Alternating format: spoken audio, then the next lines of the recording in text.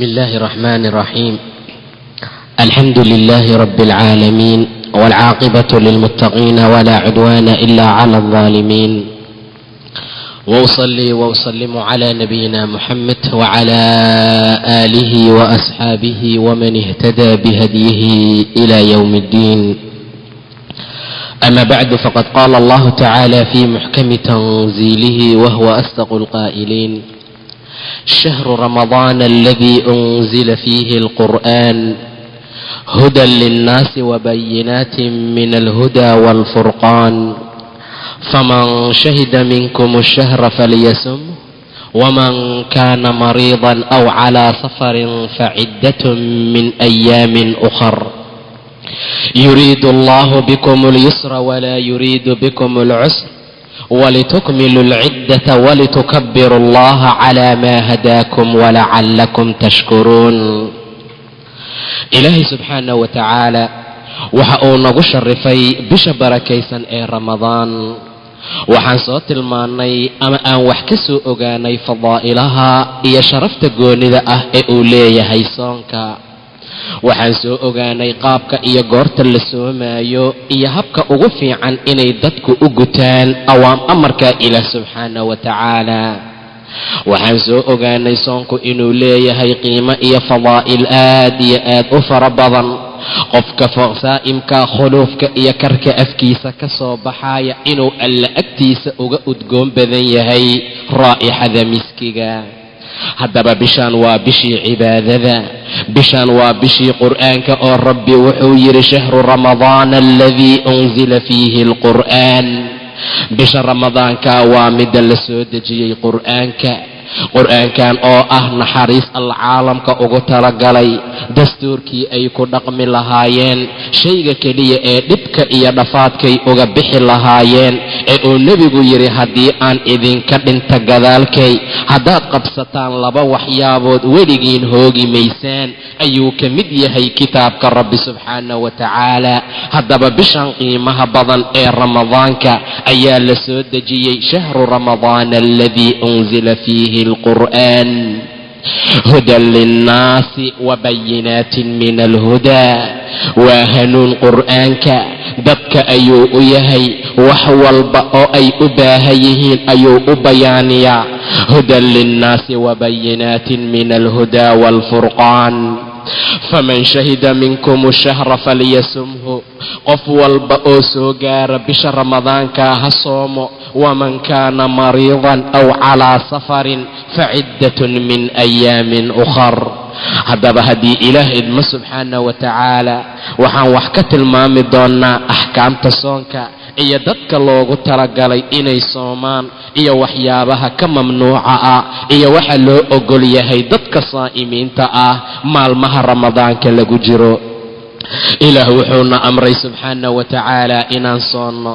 haddana kadeed iyo dhib iyo cadaadis ma ahe, rabbi wuxuu yidhi: faman shahida minkum ashahra falyasumhu, waman kaana mariidan aw calaa safarin faciddatun min ayaamin ukhar. taa waxay tilmaamaysaa naxariista ilaahay, sida addoommadiisa uu ugu raxmanaayo.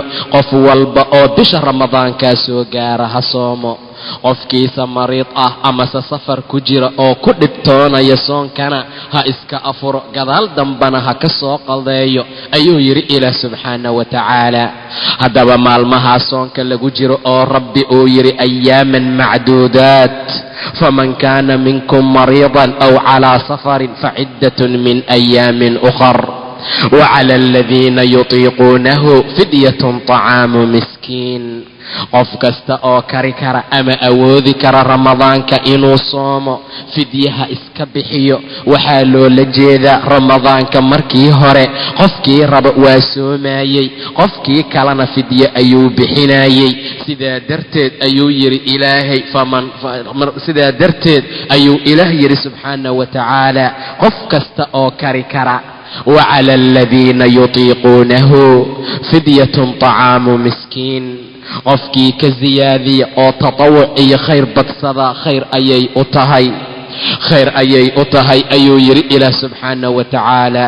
wa an tasuumuu khayrun lakum inaad soontaan ayaase idin khayr badan. qofka waa loo khiyaar gelin jiray labada xaalad tii uu doona ayuu samaynaa, oo haddii uu rabana waa afurinayay dad oo wuxuu bixinayay fidiyo, haddii uu rabana waa soomayay. in la sooma ayaa khayr badan ayuu yidhi ilaah subxaana wa tacaala. idan aayaddu waa la nasaqay ama qaybtaa waxaana lagu nasaqay ayaa la yidhi faman shahida minkum shahra falyasumhu. qof walba oo bisha soo gaara ha soomo. maanta wixii ka dambeeyaa ma jirto in fidyo la bixiyo. qof walba oo kari kara oo bisha soo gaara waa soomaya. faman shahida minkum shahra falyasum waman kaana mariidan aw calaa safarin faciddatun min ayaamin ukhar. qofkii jiran amase musaafir ahna waa cuni karaa waana cabi karaa, laakiin gadaal kale ayuu ka soo qallaynayaa maalmihii markaa dhaaftay.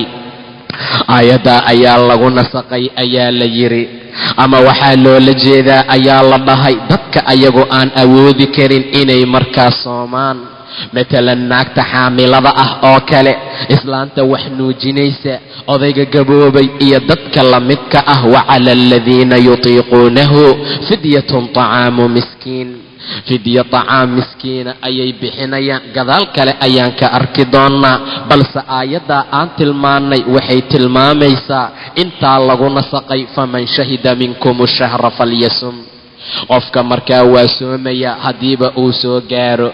islaamaha xaamilooyinka ah, kuwa murdicadka ah ee wax nuujinaya, ayaguna hadday dhibtoodaan sida aan arki doonno way iska afuri karaan, gadaal kale ayayna ka soo qallaynayaan mar allaala markii ay tabar u helaan soonka inay markaa sameeyaan ama ay gutaan. maca daalika dadka ramadaanku waa inay ku dadaalaan. ilaah subxaana wa tacaala ayaa fursad qiimo badan noo siiyey. dadku waa inay la yimaadaan waxyaabaha ilaah amray subxaana wa tacaala. haddaba maalintii ramadaanka inta aan ku jirna waxaana laka rabaa wax walba oo markii hore xaaraam ahaa inaan ka duruqno oon ka dhaqaaqno. waxaa kale oo lagu siyaadinayaa cunitaanka, cabitaanka, jimaaca dumarka iyo waxyaabaha la midka ah ee markii hore inta la afurnaa bannaana ayaa mamnuuc noqonaya laga bilaabo tuluuca iyo dhalashada fajarka ilaa laga gaaro dhicidda qoraxda. sidaa darteed ayuu ilaah amray subxaana wa tacaala arrintaa in lala yimaado oo layska ilaaliyo waxyaabaha wax afuriya oo dhan. haddaba qofka sooman ee saa'imka ah afkiisa waa inuu xumaanta, cayda, beenta iyo waxyaabaha la midka ah oo dhan uu ka fogaado. waa maalinta ramadaanka lagu jiro. qofka inta uu sooman yahay soonkiisa ha xifdiyo, soonkiisa ha ilaaliyo. yuusan shayga xalaasha inta uu ka afreebto xaaraamta yuusan ku afurin. dadka badankoodu waxa ay sameeyaan raashinkii iyo biyihii intay ka soomaan oo xalaasha ahaa ayay ku afuraayaan waxyaabo badan oo xaaraam ah oo ilaah uusan ogolayn, soonkana markaa jebinaya. haddaba umuurooyin fara badan ayaa jira oo qofka sooman xaggiisa mamnuuc ka ah. waxaa ka mid ah maalinta ramadaanka inta lagu jiro inuu qofku wax cuno waxna cabo. rasuulku wuxuu yidhi man aftara yowman min ramadaana, qof allaala qofkii afura oo wax cuna maalin ramadaan ah fii hayri rukhsatin, rukhsa kayrkeeda, fasax la fasaxay oo alla uu fasaxay ayadooysan jirin, lam yaqdi canhu siyaamu dahar, hal sana soonkiisa ka gudi maayo. wa in saamahu haba sooma ayuu yidhi nebiga. meesha waxaan ka fahmaynaa in ramadaanka aan wax la cunin waxna la cabin, rukhsa la'aan oo dadka uu rabbi fasaxay haddaadan ku jirin. war dadka muslimiinta oo aad u dadaala, waa hal bil keliya. maca daalika maalinta keliya ayaa laga mamnuucay raashinka, cunitaanka iyo cabitaankee. waa in la fuliyaa awaamirta ilaah subxaana wa tacaala.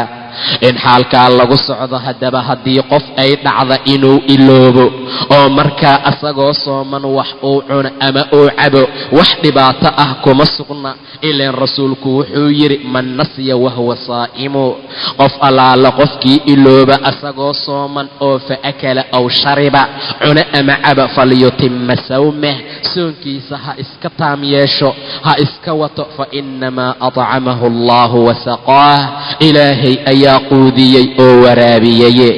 طacaamka bacdamuu mamnuuc ahaa, qof allaala qofka inta ilooba wax iska cuna, ileen insaanka dabcigiisa ayaa nisyaan iyo ilowsho ah. rabbanaa laa tu'aakhidnaa in nasiinaa aw akhta'naa, rabbiyow hanoo qabsanin haddaan ilowno ama aan gefno. markaasuu alla naga yeelay subxaana wa tacaala. qofkii sooman oo cuna oo caba haddana asagoo ilowsha ku jira, soonkiisa waa iska dhammaysanaa, waa iska wadanaa maalinta. lafdi kale ayuu nebigu ku tilmaamay, man akala aw shariba naasiya, qof allaala qofkii cuna ama caba asagoo naasi ah oo ilowsan, falaa yuftir, yuusan afurin. fa inamaa huwa risqun oo rasaqahu allah, waa risqi alla ku arsuqay subxaana wa tacaala. haddaba dadku waa inay sidaa yeelaan, ilaah ay ka cabsadaan, diinta allana ay ku dadaalaan, iskana ilaaliyaan maalinta ramadaanka in rukhsa la'aan iyo cudur la'aan markaa la afuro ama wax la cuno ama wax la cabo. qofku hadduu sidaa yeelo, waa u jeednaa 1 sano oo kaamil ah ayuusan soonkiisa ama uusan ka gudaynin. haddii sidaa uu yeelo, wa insaamahu haba sooma ayuu yidhi nebiga. haddaba dadka saa'imiinta ah ee sooman maalinta ramadaanka xaaladaha ayaa ka mamnuuca. waxyaabihii kale oo horay xaaraamka ahaa looma dhowaanaya ayaga, waayo rasuulku wuxuu yidhi, man lam yadac qowla zuur, qof allaala qofkii aan ka tegin qowlka zuurka ah, waa hadalka kidbiga ah, waxa beenta ah iyo ku camalfalka iyo hawsha iyo camalka la qabanaya jahliga. man lam yadac, qofkii aan ka tegin qowlu zuur iyo walcamalu bih, camal la camal qabta zuurka iyo kidbiga iyo beenta, falaysa lilaahi xaaja, ilaahay xaaje iyo dan uu ka leeyahay malaha inuu tacaamkiisa iyo sharaabkiisa ka tago. tacaamka iyo sharaabka inuu ka taga ilaahay dan kama laha.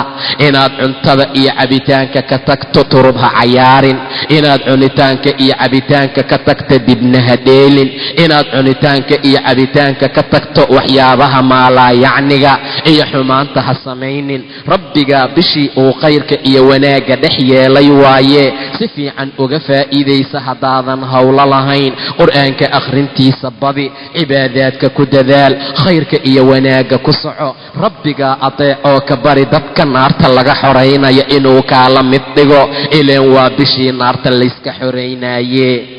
dadka muslimiinta ah waa inay bisha ramadaanka ilaaliyaan. maalmaha ay sooma yihiin waxa soonka jebinaya waa inay aad isaga ilaaliyaan. filinada la daawanayo, heesaha la dhegaysanayo, fisqiga iyo maalaayacniga, islaamaha ama ragga gobol ka mid ah xanta iyo waxyaabaha kale kulli ha laga durqo bisha ramadaanka ah, si aysan dhibaato iyo mashaakil u soo gaarin soonkaaga. waxaa ka mamnuucah dadka saa'imiinta ah ee sooman inay xaasaskooda u galmoodaan ama ay isticmaalaan, waa haddii ay yihiin dad xaasas leh. rasuulku waa u diiday salawaatullaahi wasalaamuhu calayh. nebiga iyo ilaahba way diideen xaaladaha noocaas ah, waayo maalin maalmaha ka mid ah sida abi hurayra uu warinayo, jaa'a rajulun ila annabiy, nin ayaa nebiga u yimid sala allahu calayhi wasalam. nin ayaa rasuulka u yimid, markaasuu yidhi, halagtu yaa rasuula allah, rasuulka ilaahayow waan halaagsamay. rasuulka ilaahayow waxaan sameeyey ficil sababtiisa lagu halaag muto. nebigu wuxuu yidhi, wamaa ahlakak, maxaa ku halaajiyey? wuxuu dhahay, waqactu calaa imra'atii, naagtayda ayaan ku dhacay fii ramadaana, ayada oo ramadaan ay tahay waan ku dhacay, macnaha waan jimaacay ayuu ula jeedaa, ayadoo bil ramadaana ay tahay. waqactu calaa imra'atii fii ramadaana, rasuulku wuxuu tilmaamay ninka in soonka uu ka jabay, maca daalika kafaara gud oo kafaaro adaga lagu leeyahay. wuxuu yidhi, hal tajidu maa tuctiqu raqaba, ma heli kartaa waxaad qoor ku xorayso? war inaad qoor fakido ood addoon xoraysaa korkaaga ahaatay ilee dembiga aad la timid waa dembi weyn oo kafaara gud mutaystay weliba kafaara gud adag oo la kakaneeyey ayaa korkaaga ahee ma heli kartaa citaqa iyo raqaba inaad xorayso qaala laa ninkii maya ayuu yidhi rasuulku wuxuu dhahay fahal tastatiicu waayahee ma kari kartaa an tasuuma shahraynin mutataabicayn inaad soonta 2 bilood oo xiriir ah qaala laa maya ayuu yidhi rasuulku wuxuu dhahay fahal tajidu maa tudcimu 60 miskiina ma awoodi kartaa oo ma heli kartaa inaad quudiso iyo shay aad ku quudiso 60 masaakiin ah 60 miskiina inaad quudiso wax aad ku quudiso ma heli kartaa ayuu yidhi nebiga sala allahu calayhi wasalam ilaan 3 waxyaabood ayaa korkaaga ahaatay arrimooyinkaa ayaa lagaa rabaa qaala laa maya ayuu yidhi intaa ka gadaal wuu iska fadhiistay ninkii nebiga ayaa loo keenay bicaraqin fiihi tamrun dembiil ay timir ku jirto markaasuu rasuulku yidhi tasaddaq bihaadaa midkaan sadaqay ayaa la yidhi oo bixi sadaqa ahaan u dhiib ninkii wuxuu yidhi acalaa afqara wax ka faqiirsan xaggayga miyaa jira rasuulka ilaahayow ilaaha xaqa ah ayaan ku dhaartay maa bayna laabatayhaa 2 buurood inta u dhaxaysa ma jiro ahlu beytin axwaja ilayhi minaa ahlu beyt xaggeenna uga baahi badan rasuulkii allow anagaaba baahan sidaa ayuu ninkii yidhi fadaxika annabiyu nebiguna waa ku qoslay salawaatullaahi wasalaamuhu calayh ilaa la arkay anyaabuhu miciyihiisa intaa ka gadaal ayuu rasuulku yidhi idhab fa atcimhu ahlak waayahee tag oo ehelkaaga ku quudi meesha waxaa laga fahmayaa maalinta ramadaanka ah inay mamnuuc tahay qofka iyo xaaskiisa inay is arkaan waa shay aan la ogolayn waa arrin mamnuuca haddii ay dhacdo axadka inuu arrintaa sameeyo maalintaa inta ka dhiman waa afhaysana oo wuxuu cunayaa male maalintaa wuu soo qadaynaya waana soo gudaa maca daalika kafaarada ayaa la sii jirta oo laga rabaa inuu markaa la yimaado in uu bixiyo ama uu xoreeyo addoon haddii uu waayana waa inuu soomaa 2 bilood oo xiriir ah waa shahrayn oo mutataabicayn ah kuwa markaa xiriir ah haddii markaa uu waayana qofku waxa uu bixinayaa yuu yidhi nebiga sala allahu calayhi wasalam haddaba xaaladdu waa sidaa qofka iimaanka leh waa inuu ku dadaalo aad iyo aadna uu isaga ilaaliyo waxyaabaha soonkiisa dhibaaya ama dhibka markaa u keenaya waa arrimooyin cajaa'ib lehe soonka qofka sooman aad ha u ilaaliyo soonkiisa waa inuu aad iyo aad ugu dadaalaa xaqa iyo khayrkana ku socdaa axadka haddii uu matagana uu ka yimaado wax korkiisa ahaaday markaa ma jiro balse haddii asaga uu ismatajiyo ama si kibira uu isaga keeno soonkiisu waa jaba waana inuu iska ilaaliyo axadka khayrka iyo wanaagga raba rasuulku waxa uu ka wariyey abaa hurayra inuu rasuulku yidhi man daracahu alqay qof allaala qofkii qayi iyo matag uu soo dhaafo uu ka qaalib noqdo asagoo sooman wax dushiisa ahaaday oo qada ah ma jirto falaysa calayhi qadaa wain istaqaa'a haddiise uu ismatajiyo waa inuu soo qadeeyaa waman istaqaa'a camdan qofkii si kibira isku matajiya wuu soo gudayaa maalintaas soonkeeda haddaba dadku waa inay ogaadaan matagu inuu ka mid yahay haddii asaga qofku si kibira uu isaga keeno waxa markaas soonka jebinaya ilaan rasuulku xadiis kale ayuu ku yidhi man daracahu alqayu falaa qadaa calayhi qof allaala qofkii uu soo dhaafo oo mataga uu ka yimaado wax qada ah korkiisa ma aha waman istaqaa'a facalayhi alqadaa qof allaala qofkiisa ismatajiya dushiisa guditaan ayaa ahaaday marka uu soonku soo gudo xaaladaha noocaasa waxa ay ka mid yihiin waxa soonka markaa jebinaya si ay dadka mu'miniinta isaga ilaaliyaan waa wax loo baahan yahay rasuulka sala allahu calayhi wasalam arrimooyin fara badan ayuu naga reebay inta lagu jiro maalinta ramadaanka. inta maalinta ramadaanka lagu jiro, caaisha rasuulka sala allahu calayhi wasalam waxa ay ka sheegtay inuu ahaa kaana annabiyu, nebigu wuxuu ahaa yuqabbilu wahuwa saa'imu wayubaashiru wahuwa saa'im walaakinahu kaana amlakakum liirbih ayay tiri caaisha. rasuulku wuu ishumin jiray asagoo sooman, waa igu mubaashari jiray asagoo sooman, laakiin wuxuu ahaa mid danihiisa iyo ujeedooyinkiisa iyo shahawaadkiisa celiya. riwaayad kale waxay ku siyaadisay fii ramadaana, ramadaanka ayayna ahayd oo soon asaga qaas u ah oo sunnaa markaa ma ahayn. sidaa ayuu ahaa nebiga sala allahu calayhi wasalam. irba waxaa loola jeedaa waa xaajada nafsada. waxa noocaasa haddii uu yahay axadka mid markaa asaga naftiisa celin kara ayuu ahaa.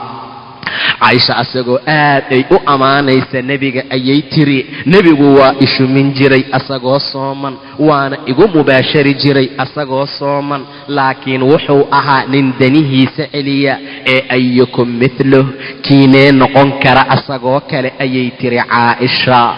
haddaba soonka waxyaabaha dhibka u keenaya ayuu ka mid yahay shuminta iyo mubaasharka. haddii qofka uusan hanan karin waxyaabaha nafsadiisa ku sugan, waxaa la tilmaamay inuu nin nebiga u yimid ee uu weydiiyey, xaaskayga ma shumin karaa aniga oo sooman? rasuulku haa ayuu yidhi ayaa la dhahay.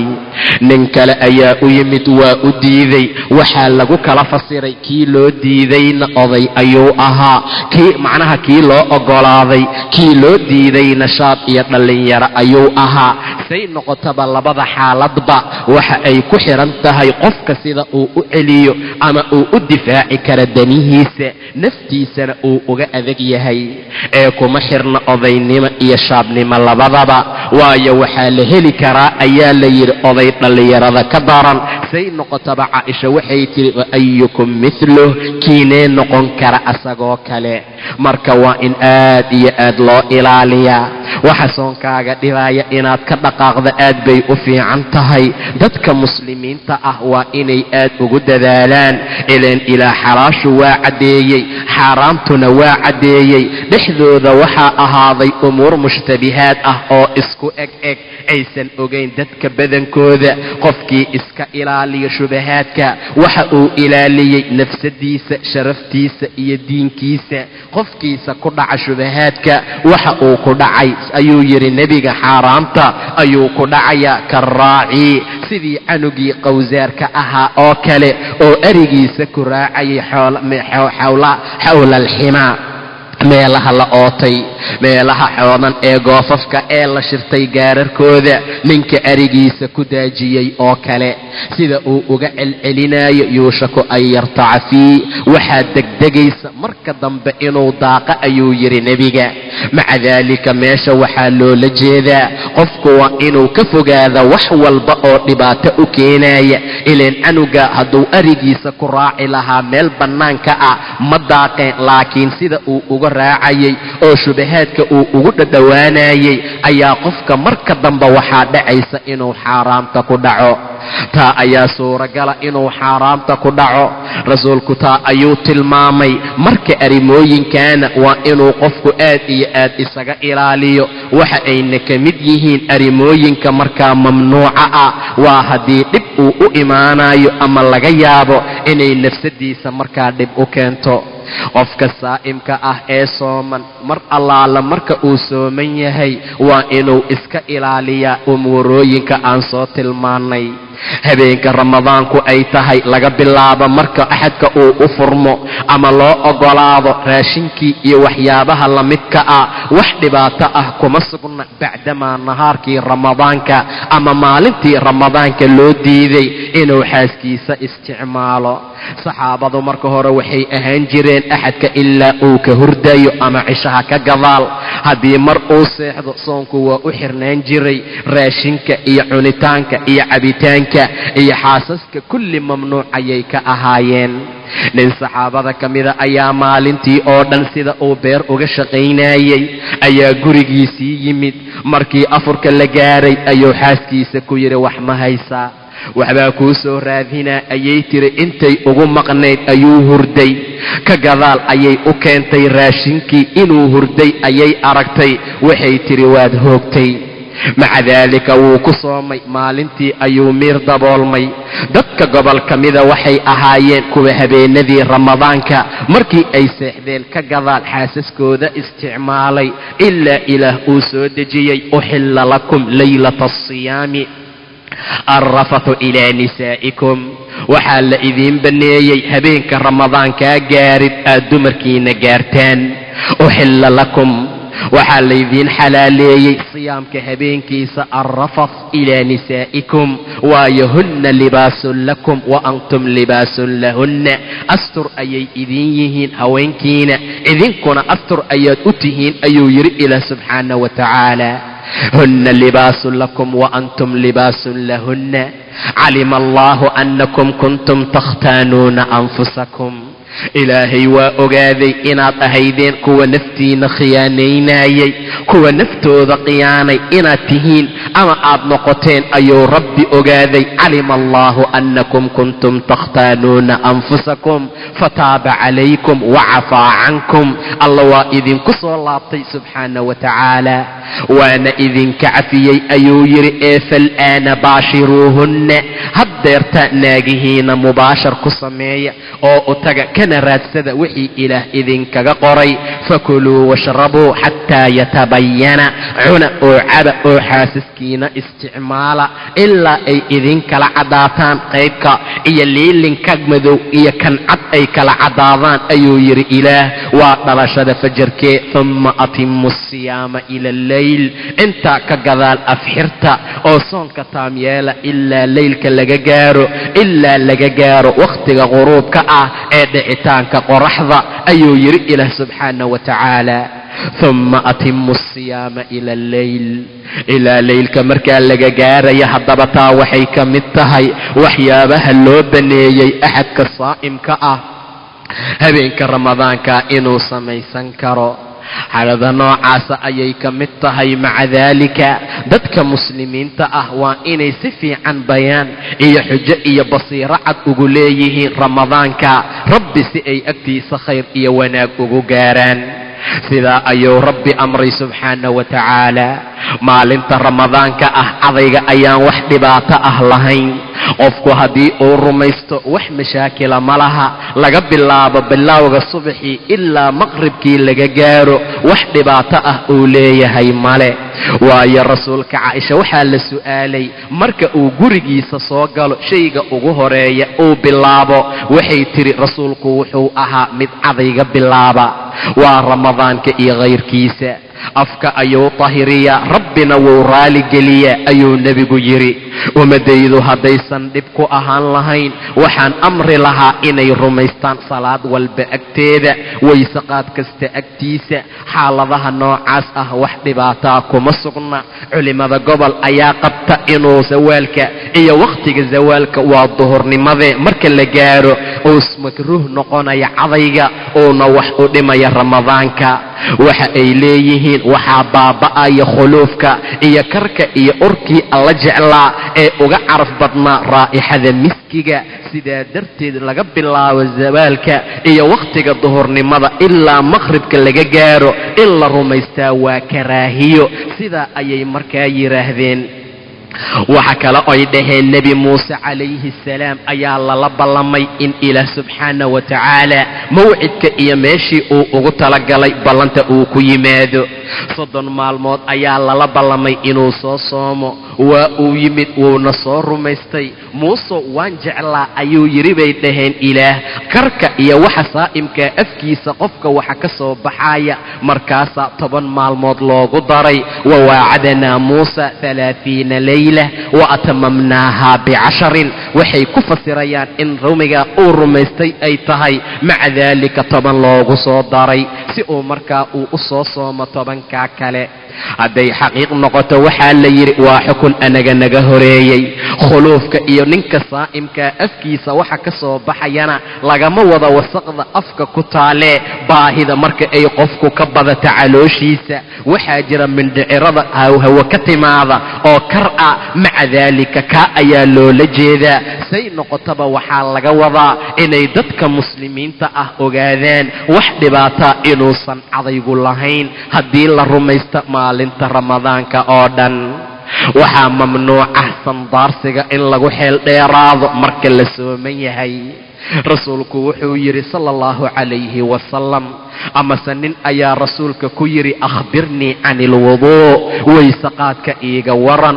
rasuulku wuxuu ku yidhi asbiqi ilwuduu'a, waysaqaadka ku faajofaajo, waysaqaadka ku xeel dheerow, xibnaha meel walba oo waysaqaadka loogu talagalay gaarsii biyaha, wakhallil bayna alasaabici, faraha dhexdhexaadkooda gelgeli biyaha, wabaaliq fi listinshaaq, sandaarsigana ku xeel dheerow oo si xoog ah sanka biyaha ugu jiid, ilaa an takuuna saa'ima, inaad sooman tahay maahane. axadku haddii uu sooman yahay ku xeel dheeraan maayo sandaarsiga, laakiin waa la sandaarsanaa oo si tartiiba ayaa loo sandaarsanaa. marka aad sooman tahay ood ways qaadanayso sandaarsiga waa la rabaa, laakiin waa inuusu qofku ku xeel dheeraanin. waxaa laga cabsanaa inay biyuhu ku cararaan oo markaa ay dhuunta u tagaan, markaa ka gadaalna uu soonku ka furmo. haddaba dadka saa'imiinta waa inay sidaa ula socdaan. caaisha waxay tidhi nebigu wuxuu ahaa yudrikuhu lfajaru, mid fajar ka haleela ramadaanka min hayri xulumin, asaga oo janaabo qaba. maca daalika xulum iyo riyo iyo dhabdhabna uusan markaa ahayn. fayaqtasilu wayasuumu, waa soomaayey waana qubaysanayey. umu salama waxay tidhi kaana annabiyu yusbixu junuba, rasuulku wuxuu ahaa mid waa beriista asagoo janaabo qaba. wax jimaaca xaggiisa ayuuna ka ahaa, laa min xulumin, dhabdhab iyo riyo ma ahayn. uma laa yuftiru walaa yaqdii, nebigu ma afuraynin maalinta mana soo gudayn ayaa la yidhi salawaatuullaahi wasalaamuhu calayh. taa waxa ay tilmaamaysaa axadka saa'imka ah ee sooman haddii uu ku waaberiista asagoo junub ah ama janaabo qaba, soonka maalintaa waa u jiraa. wax kafaara gud ah iyo qado ah oo laga rabaa male, sidiisa ayuu ku soconaa. laakiin janaabadu hadday min ahal tahay oo ahelka xaggiisa ay ka timaado, jimaacu waa inuu dhaca inta uusan fajar ku dhalanin ka hor. hadday xaaladiisu sidaa tahay uu iska seexdo, maca daalika uu waagu ku baryo oo salaadii ay ku dhalato asagoo janaabadii qaba, waa qubaysanaa, salaada ayuu tukanaa, soonkiisana waa wadanaa. rasuulku markay umu salama leedahay junub ayuu ku waaberiisanayay oo jimaac xaggiisa ka ah oo aan xulum iyo riyo ahayn. nebigu arrimooyinka ayaa laga mamnuucay oo xaaraan bay ka ahayd. riyana suuragal uguma aha shaytaan inuu ugu yimaado oo arrimooyinka noocaasa oo wax ku tuso. sidaa darteed ayuu ilaah subxaanahu wa tacaala waxa uu mar walba amray dadku inay sidaa noqdaan. haddii ay ku waaberiistaan junub iyo janaaba xaggeeda, soonkoodu wax dhibaato ah uu noqonayo ama uu gaarayo markaa ma jiro. amaa qofkii jiifta maalin ramadaan ah markaa ka gadaal uu riyo arkay wax ka yimaadaan, qofka noocaas ahna waa la mid, waayo wuxuu asagu u qasday ma aha, wuxuu ugu talagalayna ma aha. laysa calaykum junaaxun fiima akhda'tum bihi walaakin maa tacammadat quluubukum. ilaah subxaanahu wa tacaala waxa uuna amray ama uu naga ogolaaday ama noo fasaxay dhibka iyo mashaakilka nagu yimaada waxaan anagu markaa u qasdin, laakiin qofku wuxuu u qasta ayaa loo qabsadaa.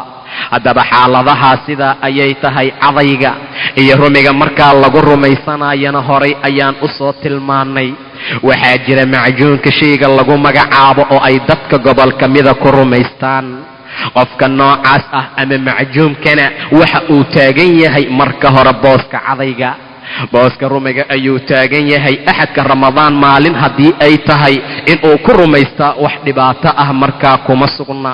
waa hadduu aad iyo aad u ilaalinayo una xifdinayo inuusan ku cararin, hoosna markaa uusan u tegin. inuusan hoos aadin. qofka noocaas ah hadduu aad iyo aad u ilaalinayo wax dhibaato ah markaa male. laakiin macjuumka haddii uu tago waxa uu ka mid yahay waxyaabaha hadday hoos aadaan soonka markaa jebinaya. qofku waa inuu xifdiyo uuna ilaaliyo marka uu macjuumka ku rumaysanayo. qofka noocaas ah waa inuu aad u ilaaliya. balse waxaa iska wanaagsan ayaa la yidhaahdaa ramadaanku inta ay tahay inuu iska ilaaliyo ama uusan ku rumaysaninba oo cadiga caadiga uu isticmaalo. balse haddii uu ku rumaysto macjuumka ilkihiisa ma aha waxyaabaha soonka jebiya, mana ka mid aha. sidaa darteed qofku waa inuu mar walba ku dadaalo ama uu soonkiisa ilaaliya. haddaba xaaladaha waxay ka mid yihiin arrimooyinka rabbi subxaanahu wa tacaala uuna amray inaan la nimaado. qofkas markuu sooman yahay waxa indhakuusha lagu magacaabo wax mashaakila ma laha oo soonku ma jebinayso. qofku haddii uu luqluqdo saasoo kale dhib ma laha. haddii uu qubaysto weliba ha ugu talagala inuu isku qaboojiyo ama si kaleba ha ugu talagalee wax dhibaato ah ma laha ayadana. waayo rasuulku wuu indhakuushay ayaa la yidhi ayadoo ay ramadaan tahay. maca daalika arrimooyinka waxa ay ka mid yihiin waxyaabaha aan soonka jebinaynin. qofka baas iyo dhibaato markaa male. amaa waxa lagu magacaaba xajaamka iyo istoobidda, ninka la yidhaahdo tawbaan, nebiga waxa uu ka wariyey inuu rasuulku yidhi aftara alxaajimu waalmaxjuum. ninka xaajimka ah iyo midka toobay iyo kan la toobay labaduba way afuran yihiin. anas ibni maalik ayaa la weydiiyey akuntum takrahuuna alxijaamata lisaa'imi, saa'imka ma u nici jirteen toobidda wakhtigii rasuulka? qaala laa, maya ayuu yidhi, ilaa min ajli dacf, in tabardari darteed ay ka timaada maahane. ibni cabbaas waxaa laga wariyey inuu rasuulku ahaa ama nebiga ixtajama wahuwa muxrimun waxtajama wahuwa saa'imun, asaga oo soomanna wuu istoobay rasuulka sala allahu calayhi wasalam. riwaayad kale waxa ay ku dartay laa yuftiru man qaa'a walaa man ixtalam, ma afurayo qofkii mataga oo matagu uu soo dhaafo iyo qofkii ixtilaama oo maalin ramadaana inta uu seexdo junuba, walaa man ixtajana iyo qof allaale qofkii markaa istoobaba. xaaladaha noocaasa ayuu tilmaamay ana annabiyu ixtajama wahuwa muxrim waxtajama wahuwa saa'im, asagoo saa'im ahna wuu istoobay. ibnulqayim waxa uu ku siyaadiyey walaa yasixu canhu annahu ixtajama wahuwa saa'im. ma soconin ama ma sugin oo saxiix ma ahan buu yidhi ee mtaqaanaa xijaamidda asaga oo sooman. axmed ayaa la su'aalay, laysa bisaxiix ayuu yidhi. xaaladaha noocaas ah waxaa la tilmaamay in soonka xaggiisa wax uusan ka sugnayn. abaa cabdullaahi ninka la yidhaahda ayaan maqlay oo arrintaa xusaya iyo xadiiska oona daciifiyey dhanka lagu magacaabo xijaamidda. waxaa la su'aalay xadiidka ibni cabbaas ixtajama wahuwa saa'im wahuwa muxrim, wuxuu yidhi laysa fiihi saa'im inamaa huwa muxrim. muxrimnimo ayuu markaa tilmaamay. sufyaan can camr xaggiisa bin diinaar can taawuus can ibni cabbaas ayuu sidaa u tiriyey. maca daalika wujuuh kale ayaa looga wariyey ibnu cabbaas oo maqsuudkiisa uu yahay xaaladda noocaas ah ama xijaamidda xaggeeda oo ninka saa'imka ah oo markaa istooba inaysan markaa saxiix ahayn ama ka sugnayn. say noqoto waxaa la tilmaamay qofka marka uu ixtijaam samaynaayo dhiigga uu ka imaanaya ayaa aad iyo aad u badan. qofka toobaya asagana mar allaala marka uu dhiigga soo dhuuqo waa suuragal arrimooyinka noocaasa inay noqdaan.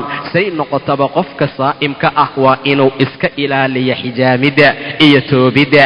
ilaan rasuulka sala allahu calayhi wasalam sida shadaad ibnu aws nebiga xaggiisa uu uga wariyey, nebiga ayaa wuxuu soo maray rajul xaggiisa wahuwa yaxtajimu fii ramadaan, markaasuu yidhi aftara alxaajimu waalmaxjuum. ninka xaajimka ah iyo kan la toobaya labadaba waa laba markaa afuran. marka dhibaato fara badan ayaa laga yaabaa inay ku timaado ama ay soo gaarta labadaba. sidaa darteed dadka diintu waa inay raacaan awaamirta ilaahayna ay fuliyaan, iskana ilaaliyaan waxyaabaha soonka jebinaya. dadka ayagu soonka aan laga rabin amase gadaal ka soo qadaynaya, ilaah wuxuu yidhi waman kaana mariidan aw calaa safarin faciddatun min ayaamin ukhar. qof allaala qofkii saa'im ah, qof allaala qofkii mariid ah, amase safar markaa ku jira gadaal dambe ha ka soo qaleeya ayuu yidhi ilaah subxaana wa tacaala. haddaba qofkas musaafirka ah waa rukhso alla uu siiyey inuu iska afuro. qofka mariidka ah ee jiran waa la mid asagana, labaduba way afuri karaan, waayo ilaah aayad kale aayaddan aakhirkeeda ayuu ku yidhi yuriidu allahu bikum اlyusra walaa yuriidu bikum اlcusra. ilaahay culays idinlama doonayo ee fudeed ayuu idinkala rabaa. haddaba qofka musaafirkaa hadduu kari kara inuu ku soomo wax dhibaato ah male, waa ku soomi karaa, balse waa rukhso alla uu ruqseeyey. ruqsada alla in la qaatana way khayr badan tahay. ibni cabbaas rasuulka xaggiisa waxa uu ka sheegay inuu nebigu u baxay maka xaggeeda fii ramadaan, fasaama xataa balaga alkadiid, ilaa kadiid uu gaaray ayuu nebigu soomanaa. intaa ka gadaalna waa afuray, fa afara annaasu, dadkiina way afureen. saxaabada rasuulku sidaa ayay ahaayeen oo way la soomeen. riwaayad kale ayaa tiri nebiga ayaa madiina ka baxay oo maka aaday, wuu soomay ilaa uu gaaray cusfaan. intaa ka gadaal ayuu biyo u wacday, kor ayuu u qaaday biyihii si ay dadku u arkaan, waana cabay rasuulka ilaa uu maka ka soo galay. sidaa ayuu ahaa. ibni cabbaas wuxuu kaloo yidhi qad saama rasuuluullaahi, rasuulka allah ayaa soomay waana afuray, faman shaaa saama waman shaaa aftara. taa waxay tilmaamaysaa rukhsa inay tahay. anas wuxuu yidhi rasuulka ayaan la safarnay ramadaan, mar allaala markaan ramadaanka la safarnay iyadoo ramadaan ay tahay, saxaabadu gobolna way soonaayeen gobolna way afurnaayeen. kii saa'imka ahaa muftirka ma ceebaynin, kii muftirka ahaana saa'imka dushiisa wax kama sheegin. laakiin waxaa la rabaa mar walba qofku inuu awood u leeyahay uusanna ku daciifin. waayo jaabir waxaa laga wariyey inuu nebigu ahaa safar, wuxuu arkay meel zixaam ah oo ciriiri ah iyo nin la harinaya dushiisa. maxaa waaye ayuu yidhi, waa nin sooman ayaa la yidhi. markaasuu rasuulku yidhi laysa min albiri alsawmu fi safari, safarka oo lagu soomo biriga iyo wanaagga ka mid ma ahan. biriga iyo wanaagga ka mid ma ahan. maalin bay saxaabadu safreen, gobol ayaa soonnaa, gobolna way afurnaayeen. intii soonneed way daciiftay, intii afurneed ayaa howlaha u istaagtay oo xoolaha u waraabisay oo dadkii soonnaa howl u qabatay. intaa ka gadaal ayuu rasuulku yidhi dahaba almuftiruuna alyawma biاlajr, ajir ayay la tageen maanta dadkii afurnaa. dadku inay afuraan ayaa fiican mar allaala marka ay soonku ku jiraan, si ay ruqsada alla u qaataan. haddiise ay soomaan wax dhibaataa kuma sugna axadka mariidka ah iyo qofka jiran, asagana waa la mid oo waa afuraya sida ilaah tilmaamay subxaana wa tacaala. axadka mariidka ah waa loo ogol yahay, jirada labaa loo qaybiyaa. midna qofku rajo ayaa laga qabaa inuu ka soo kaco, qofka noocaasa waa afuraya, maalmaha uu jiranaana gadaal ayuu ka soo qadaynaa. midda labaad waa jiro aan rajo laga qabin inuu qofku ka kaco, qofka noocaas ah waxaa laga bixinayaa fidyo sida uu tilmaamay ilaah subxaana wa tacaala. xaaladaha sidaa ayaa loo kala sameeyaa oo habkaas ayaa loo kala qaadaa. maca daalika shayqa kabiirka ah, naagta mar'adada kabiirtee aad u weyn, laa yastatiicaani an yasuumaa, aan kari karin inay soomaan, way quudinayaan makaankooda maalin kasta. miskiin ayuu yidhi ibni cabbaas oo aayadda tiri ama aayadda aan soo marna ee tilmaantay in fidyada qofkii mataqaanaa awoodi kara inuu soomo mansuuqa ma ahan ayuu leeyahay. maca daalika mariidka aan rajada laga qabin iyo qofka aan kari karin marnaba inuu markaas soomo, sidaa ayay xaaladoodu tahay. labadaa qofood sidaa ayaa loogugu talagalay. naagaha wax nuujiya iyo naagaha mataqaanaa xaamilada ah ayaa ayaguna la mid ah. dadka noocaasa hadday dhibtoodaan in allaala inta ay nuugwada madaan ama intay xamligu ku jiraan ay ku dhibtoonayaan, way iska afurayaan, gadaal dambe ayayna ka soo qadaynayaan.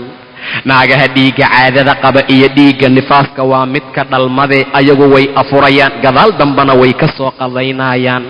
labadoodu waxay ka mid yihiin dadka ruksada la siiyey ama loo fasaxay maalmaha ramadaanka inay wax cunaan waxna ay cabaan.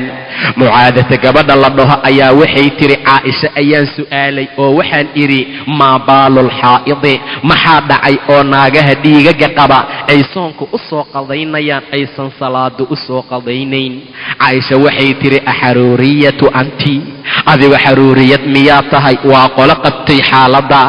maya ayaan idhi bay tiri ma ihi, laakiin waan ku su'aalayaa. Caaisha waxay tiri kaana yusiibunaa daalik, kaa waana asiibi jiray oo dhiigaa nagu dhici jiray waqtigii nebiga.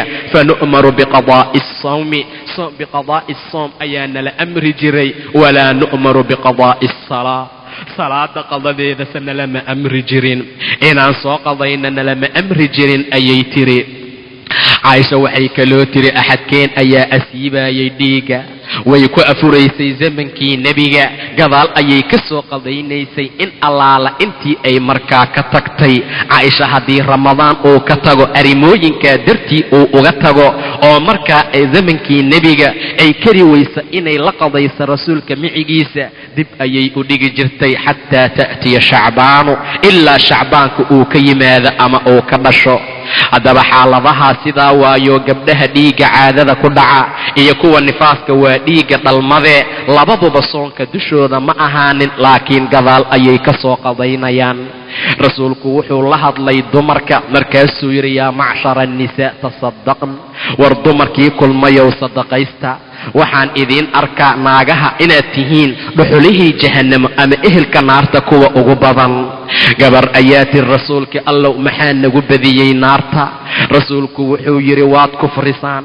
yaan ku kufrinaa ilaahaya? maya ayuu yidhi cashiirada iyo ragga idin qaba ayaad ku kufrisaan, ixsaankaad qarisaan. mid idinka mid ah hal sana haddii wanaag loo sameeyo iyo dahar kaamil ah, daqiiqad iyo ay ku aragta xumaanna waxay dhahaysaa lam ara khayr qad, weligayba wax khayr ah oo aan ku arkay ma jiro, kan khayr beelo waaye. xumaantii daqiiqadda ayaa waxay ku iloobi nacalada idinku badan ayuu yidhi nebiga sala allahu calayhi wasalam. habeen iyo maalin nacalad ayaa ka socota afkooda. xaaladaha waxay ka mid yihiin waxyaabaha naarta idinku badisay. rasuulku wuxuu kaloo yidhi ma arkin wax idinka nusqaansan xagga diinka iyo caqliga. rasuulka ilaahayow maxaa caqligeenna yareeyey diinteennana yareeyey ayay tiri gabadhii. rasuulku wuxuu yidhi markhaati kaca wiilka haddii la waayo sow ma aha booska wiilka ka maqan yahay in laba gabdhood lagu bedelo sida ilaah tilmaamay subxaanahu wa tacaala. laba rag ha markhaati kacaano fain lam yakunaa rajulayn farajulun wamra'ataan, nin iyo laba gabdhood ayuu yidhi ilaah oo booska ninka ka maqan yahay ayaa laba naag lagu bedela. taa waa nusqaanta xagga caqliga. xagga diinkana sow ma aha gabadhu marka ay xaysho midaan soomin oon tukanin ayuu yidhi nebiga sala allahu calayhi wasalam. meesha waxaa laga fahmayaa inaysan soomin aynana mataqaanaa soomin labadaa gabdhood waa kuwa nifaaska iyo umusha ku jira iyo kuwa markaa dhiigga caadada qaba. gabdhaha gobol ka mid ah wax ma cunaan mar allaala marka ay xaydku ku jiraan ilaa laga gaaro maqribka. qole ayaa 11 sac wax cunta. xaaladahaasoo dhan wax kama jiraan, balse maalintii oo dhan waa loo ogol yahay gabadha muslimadda ah haddii maalinta soonku uu yahay maca daalika xaa'id ay tahay oo ay qabto caadada, waxaa loogu talagalay inay iska afurto. maalmihii ay afurnaydna gadaal ayay ka soo qadaynaysaa. waxaa la yidhaahdaa maalin ramadaan ah haddii dhiigga xalay uu haayay, maca daalika subaxii ay ku waabariisatay ayadoo caado qabta, maalintaa dhexdhexaadka marka la gaaro ama duhurkii uu ka go'o, maalintaa inta ka dhiman inay afhaysato ayaa fiican, wayna soo qadaynaysaa. haddii maalintaa dhiig uu haayay ilaa habeenkii, maca daalika habeenkii uu ka go'a ayadoon qubaysanin oo salaada subaxna ay ku dhalato way qubaysanaysaa, soonkeedana way wadanaysaa, maalintaana soon ayay tirsanaysaa. naaguhu sidaa ayay xaaladoodu tahay oo arrintaa ayay iyo habkaa ayay ayaguna markaa wax u wadaayaan. sidaa ayuuna amray ilaah subxaanahu wa tacaala inay markaa la yimaadaan. ilaahay xaaladaha ayuu amray inay fuliyaan. axadku waa inuu mar walba ahaadaa qof basiira iyo si bayaan ah ilaahiisa u caabuda subxaanahu wa tacaala. ayaaman macduudaat, maalmo tirsan sooma. faman kaana minkum mariidan aw calaa safarin faciddatun min ayaamin ukhar.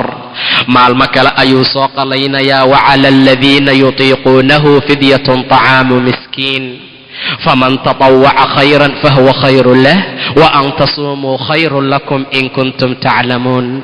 haddaad tihiin kuwa og taas ayaa idin khayr badan buu yidhi ilaah subxaanahu wa tacaala. shahru ramadaana aladii unzila fiihi alqur'aan, bisha ramadaanka waa bishii qur'aanka la soo dejiyey.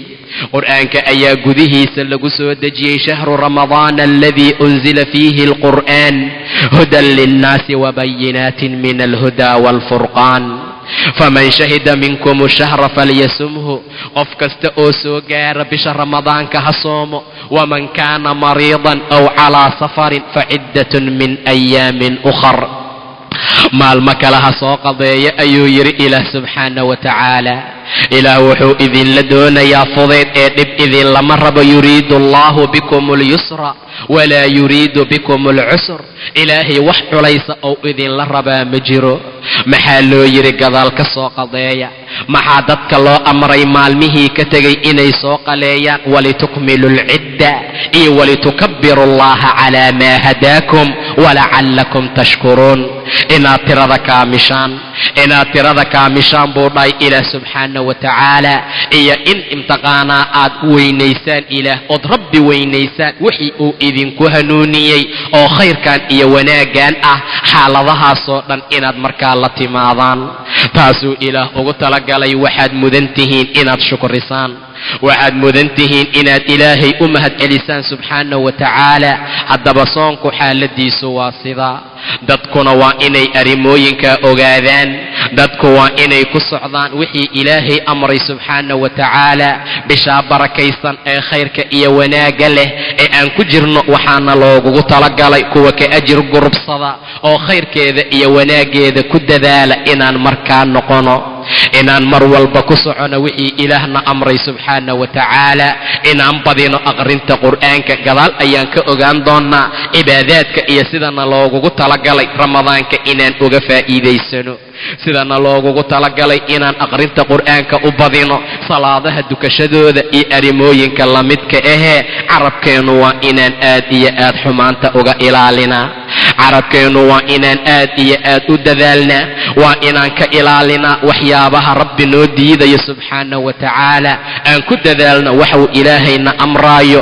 bishaan khayrka iyo wanaagga lehna aan aad iyo aad uga faa'iidaysano si aan alla agtiisa khayr iyo sharaf iyo wanaag uga gaarno.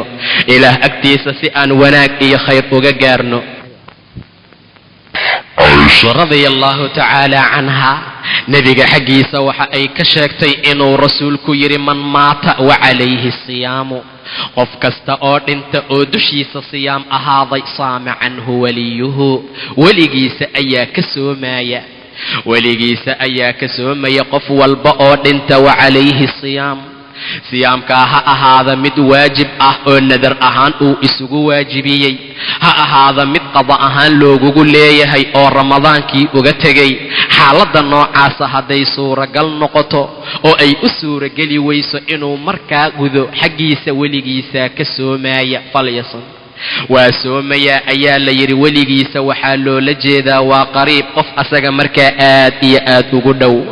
haddii la waayo qof kale oo bannaankaa wuu ka soomi karaa. say noqotaba qofku waa laga gudayaa soonka. man maata wacalayhi siyaamu saama canhu waliyu, weligiisa ayaa ka gudaya. ibnu cabbaas wuxuu yidhi nin ayaa nebiga u yimid, wuxuu yidhi yaa rasuula allah, ina ummii maatat, hooyaday ayaa dhimatay, wacalayhaa sawmu shahr, hal bil soonkiisa ayaa lagu lahaa, ee afa aqdiihi canhaa, xaggeeda ma ka gudayaa hooyaday?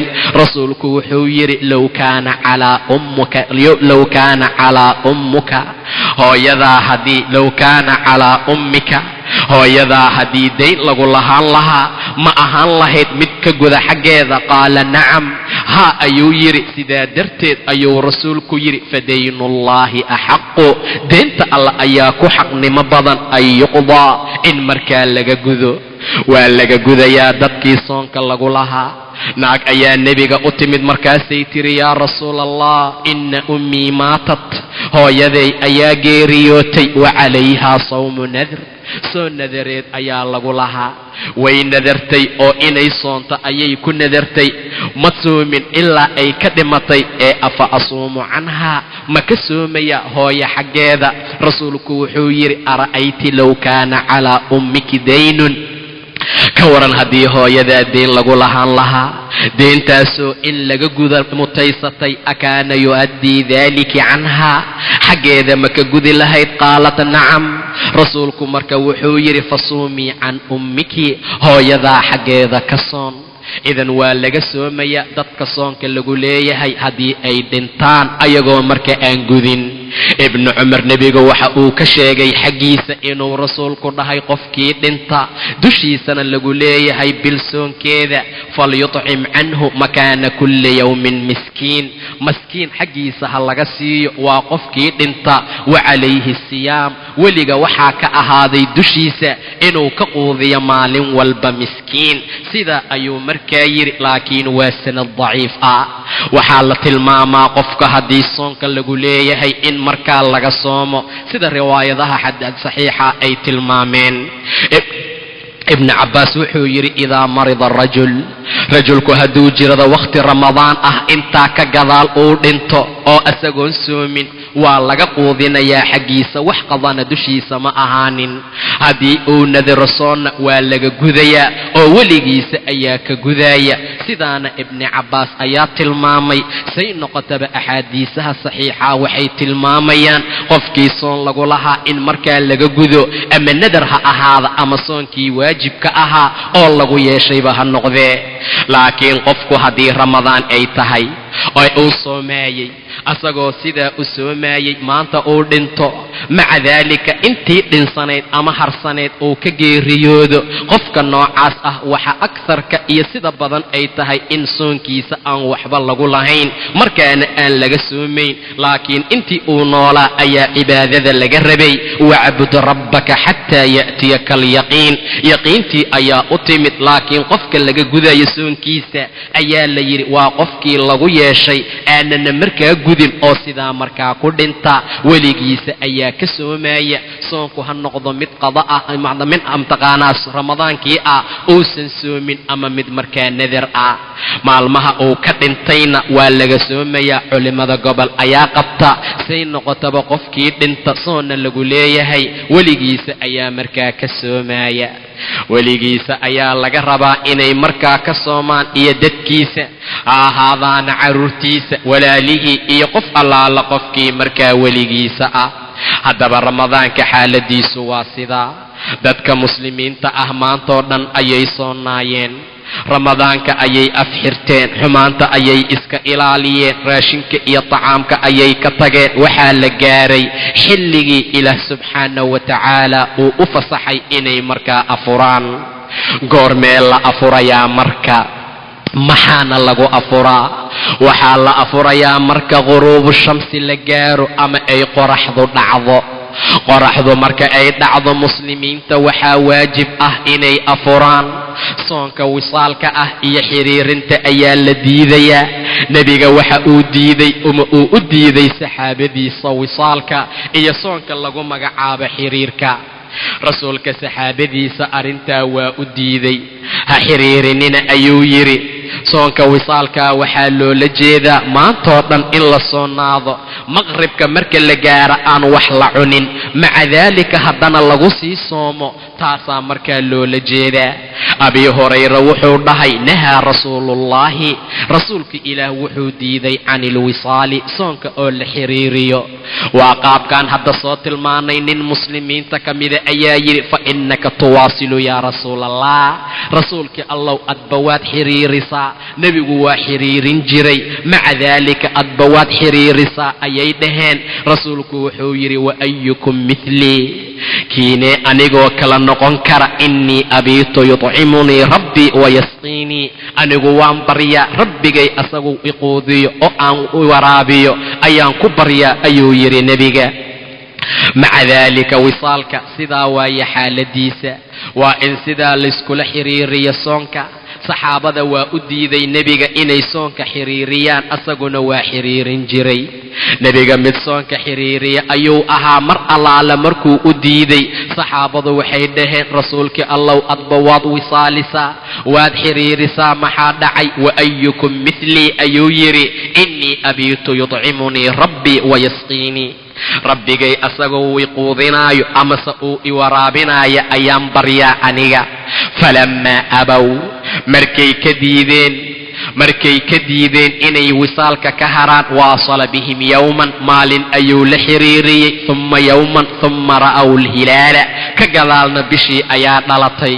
rasuulku wuxuu yidhi low ta'akhara alhilaalu, hilaalku hadduu dib iiga dhici lahaa, uu gadaal u dhici lahaa, lasidtukum markuu sidaa leeyahay rasuulku waxaad u malaysaa sidii inuu asaga mtaqaana uu cajis gelinayo, uu daalinayo oo kale. waa markay ka diideen inay ka haraan. riwaayad kale ayaa tiri iyaakum walwisaala maratayn, 2 jeer ayuu yidhi waxaan idinkala digayaa idinka iyo soonkoo la xiriiriyo. waxay dhaheen innaka tuwaasilu, adba waad xiriirisaa. rasuulku wuxuu dhahay anigu waan baryaa rabbigay agtiisa ayadoo layga quudinaayo oo markaa layga waraabinaayo. maca daalika wuxuu yidhi faaklifuu min alcamali maa tutiiquun, waxa aad kari kartaan camalka isu kelifa ee markaa la imaada. riwaayad kale waxay tiri haddii aad iga diideen inaad xiriirisaan maahana wax kale ilaa xilliga suxuurta xiriiriya. haddaba wisaalku waa mamnuuc ummadda. nebigu markuu yidhi waan baryaa rabbigay asaguu iquudiyo uu iwaraabiyo, qole ayaa waxay ku fasireen raashin ayaa jannada looga keeni jiray, laakiin war sugan ma aha. ileen haddii la dhaho raashin ayaa loo keeni jiray ma aha xiriire. xiriir waxaa loola jeedaa qofka inuu maanta soomo, caawa uusan ku afurin kuna saxuuranin, berina uu kusii daba xiriiriyo soonka. taas ayaa wisaalka dhabta ah. laakiin haddii tacaam la qadara in jannada looga keeno maba xiriirininba. riwaayad kale ayaa ku dartay waxaa la ii yeelaa nin wax cunay oo wax caway qubadiisa oo kale. taa ayayna u badan tahay. haddaba wisaalka xaaladiisu waa sidaa. dadkii mu'miniinta maantoo dhan way soonaayeen. waxaa la gaaray xilligii markaa la afuri lahaa. waxaa la afurayaa marka ay qoraxdu dhacdo. xilliga noocaasa ayaa dadka loogu talagalay inay afuraan. afurka haddaba wakhtigiisa waa wakhtiga noocaas ah. nebiga ayaa maalin safray. mar allaala markuu safray ayaa waxaa raacay saxaabadiisa. markii ay la safreen ayuu nebigu cabbaar markii la socday nin saxaabiya uu ku yidhi deg oo waxaad noo samaysaa sawiiqa, wixii aan ku afuri lahayn noo sameey ayuu yidhi. ninkii wuxuu dhahay calayka nahaar, korkaaga raxaa ahaaday maalin rasuulka ilaahayow, iftiin ayaa jira. rasuulku wuxuu yidhi deg oo sawiiqa noo qas iyo daangada noogu dar ayuu yidhi. sharaabka waa waxa la shiido oo biyaha markaa lagu qaso. weliba mar allaala markii xaaladaa iyo meeshaa la gaaray ayuu rasuulku yidhi deg oo sidaa noo sameey. ninkii wuxuu yidhi korkaaga nahaar iyo maalin ayaa ahaatay rasuulka ilaahayow. nebiga markii kale ayuu yidhi deg waylak aw wayxaka, sidaa noo sameey. ninkii waa degay, rasuulka waa loo keenay, wuu cabay. markaasuu yidhi idaa aqbala allaylu min haahunaa, habeenka hadduu dhankan qaabilo oo dhinaca uu aado, maalintiina dhinaca kale ay aado, oo qoraxdiina ay dhacdo ayuu yidhi nebiga, faqad aftara asaa'im, ninka saa'imkaa wuu afuran yahay.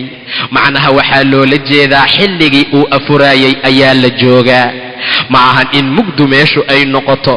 isla markii qoraxdu ay dhacdo waa in afurka la dedejiyaa oo markaa la afuraa.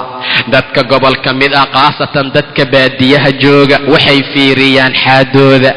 in alaala inta xaadda loo jeeda ma la afuraayo, xidigaha la fiirinaa ilaa ay ka soo baxaan lama afuraayo.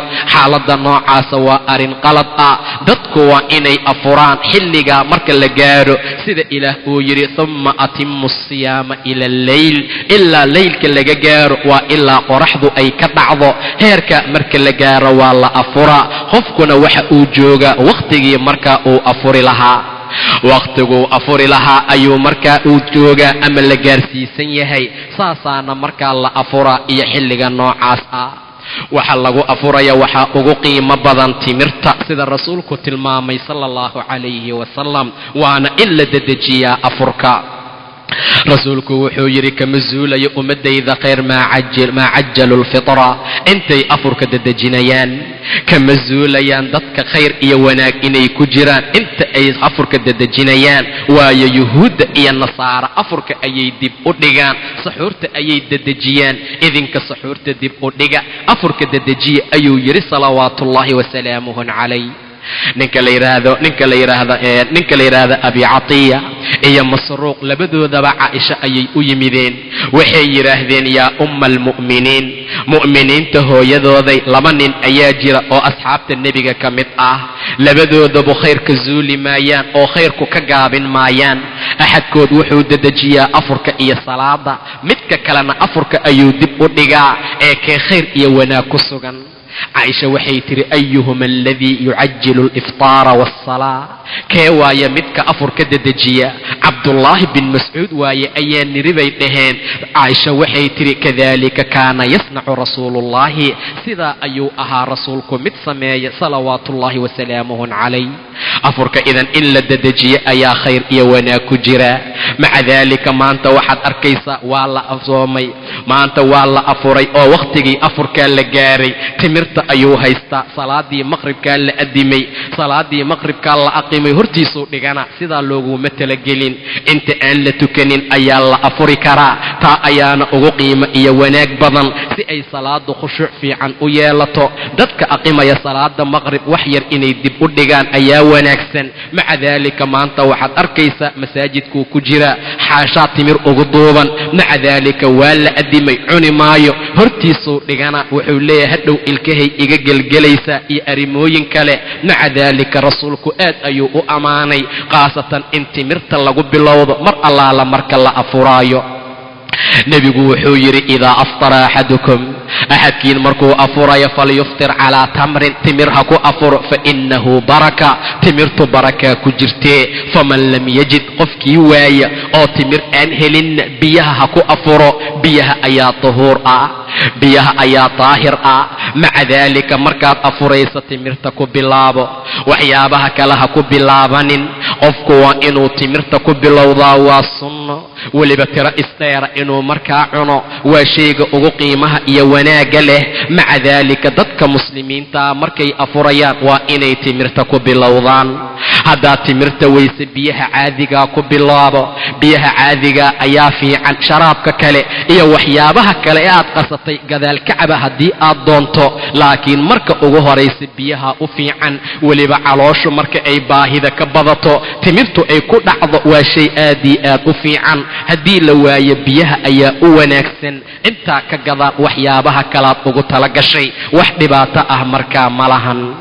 rasuulka sala allahu calayhi wasalam wuxuu ahaa yuftiru calaa rutabaatin, rutabaad iyo dhowr xabo oo timira mid ku afura qabla an yusalliya, intuusan tukanin ka hor. fain lam takun rutabaatun, haddii timiro uusan haysanin, hadduusan rutab ka waayo timirta caadiga ayuu cunaayey. haddii timirta uu waayana xasaa xasawaatin min maa, kabashooyin biyo ah ayuu kabanaayey salawaatullaahi wasalaamuhu calayh. sidaa ayaa loogu talagalay. waxa kaloo lagu kala farqiyaa ayaa la yidhi ilaah ayaa xaqiiqda yaqaanee xilliga shitaha ah in timirta lagu afuro oo lagu bilowdo, xilliga sayfka ah ama jiilaalka ahna cala almaa, biyaha markasay noqotaba timirta ayaa fadli badan oo wanaagsan in lagu bilowdo, ka gadaalna qofka waxaa la rabaa haddii uu waayo biyaha caadiga inuu ku bilowdo, sidaana markaa uu u afuro. saan soo tilmaanay qoraxdu marka ay dhacdo waa la afuraa. ducada la ducaysta iftaarka agtiisa khayr fara badan ayaa ku jira. ibnu cumar wuxuu yidhi nebigu wuxuu ahaa marka uu afuro mid yidhaahda dahaba aldama'u wabtalat alcuruuq wahabata alajru in shaa allah. oonkii ayaa tegey, xididadii way qoyeen, ajirkiina wuu sugnaan doonaa haddii ilaahay idmo subxaana wa tacaala. haddii rabbi idmo wuu sugnaan doonaa. sidaa ayuu dhahayay. qofku mar allaala marka uu afuro sidaa ayuu leeyahay. waxaa kaloo wanaagsan ayaa la yidhi qofka marka uu bilaabayo ama uu afurayo inuu dhaho allaahuma laka sumtu wacalaa risqika aftartu. allow adiga ayaan kuu soomay, maantoo dhan afkayga dartaa ayuu u xirnaa, risqigaaga ayaanana ku afuraa. lafdi kale waxay tilmaantay bismi illaah allaahuma laka sumtu wacalaa risqika aftartu. ilaahay magaciisa ku bilaabaya, rabbow adaan kuu soonnaa, raashinkaagana markaa waa ku afuraa. wuxuu yidhi ayaa la yidhi ninka la yidhahda cabdullaahi ibnu zubayr ayaa yidhi aftara rasuulullaahi, rasuulka ilaahay ayaa wuxuu ka afuray ninka la yidhahda sacad ibnu mucaad agtiisa. ka gadaalna wuxuu yidhi aftara cindakum alsaa'imuun waakala طacaamakum alabraaru wasallat calaykum almalaa'ika. haddaba qofka mar allaalay xilliga afurka marka la gaaro waa wakhtiga ducada aad iyo aad loo ajiibo, rabbina uu ugu dhow yahay ajiibidda ducada waa afurka agtiise. qofku waa inuu aad iyo aad u badiyaa ducada xilliga afurka. maanta telefisiyoonaha ayaan soo agdhiganaa, musalsalaadka loogugu talagalay ramadaanka ee qanaaca iyo xumaanta u saaxiibka ayaan daawanaa. waxaan ku kor fadhinaa sufrada afurka, waxyaabaha fisqigiiyo cajalooyinka xaaraamtiiyo heesaha ay ku duuban yihiin dhinacyaalkeennay yaalaan. war soonku saa looguguma talagelin. soonka in ducada la badiyo, soonka in khayrka la badiyo, soonka in baryaha ilaahay la badiyo subxaana wa tacaala. ee dadka lagu ibtileeyey inay u diyaar noqdeen oo ay ugu talagaleen inay musalsalka iyo xumaantii waxyaabaha kale ku daawadaan, waa inay aad iyo aad isaga ilaaliyaan. bisha ramadaanka waa ay ugu talagalaan dadka qayb ka mida, khaasatan dadka filinada iyo xumaanyaha sameeya, aad iyo aad ayay u diyaargaroobaan. heesa cusub ayaa la soo saaraa, aflaamo cusub ayaa la soo saaraa si ramadaanka loogugu talagalo, ayagoo dhahaya munaasabadda ramadaankan ugu talagalnay. war heesayaan loogugu talagelin, aflaan iyo filmayaan loogugu talagelin, ee cibaado ilaahay iyo dadka oo la guubaabiyo, salaada taraawiixda lagu guubaabiyo, tahajudka iyo qiyaamka inay u kacaan, laylatulqadriga inay raadiyaan, soonka waxyaabaha ka jebinaya iyo waxyaabaha uga ansaxaya la baro. xaaladda noocaasa ha loogula diyaargaroobo ramadaanka. waan u jeednaa xilliga mustajaabada iyo ducada ajiibitaankeeda waa xilliga qofka uu afuraayo ee afurka agtiisa uu joogo. ducada noocaas ah lama soo celiyo. ilaahay si fiican aan u barina subxaana wa tacaala, aan ka barina khayr adduun iyo mid aakhiro. ramadaanka inuu naga aqbalo, midka soo socda sama iyo wanaag nagu gaarsiiyo. hadday dhacdo inuusanna gaarsiininna dadka loo naxariisto, qabriga loo waasiciyo, jannada lagu arsuqa naga dhigo. in sidaa aan rabbigeen ka barina ayaa fiican. bedel maa maantoo dhan duhurkii laga bilaaba ilaa casirka turub ayaan ciyaarnaa, casirka laga bilaaba ilaa xilliga afurka waa jiifnaa.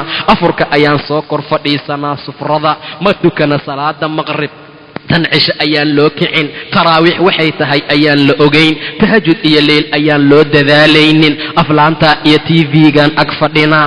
soonkii oo dhan waxaan ka dhignay bil raashin, waxaan ka dhignay bil musalsal la daawado, waxaan ka dhignay bil ciyaar, waxaan ka dhignay bil hurdo, waxaan ka dhignay bil aan khayrka iyo wanaagga la samaynin. xaaladdu sidaa ma aha walaalayaal. ramadaanku khayrka iyo wanaagga faraha badan ayuu leeyahay.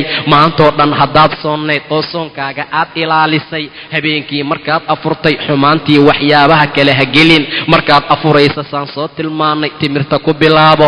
dadkeenna gobol ka mida macal asaf waxa ay ku bilowdaan sigaarka, qolo ayaa waxyaabo kale ku bilowda. maantoo dhan ayuu ihaayaad maqlaysaa.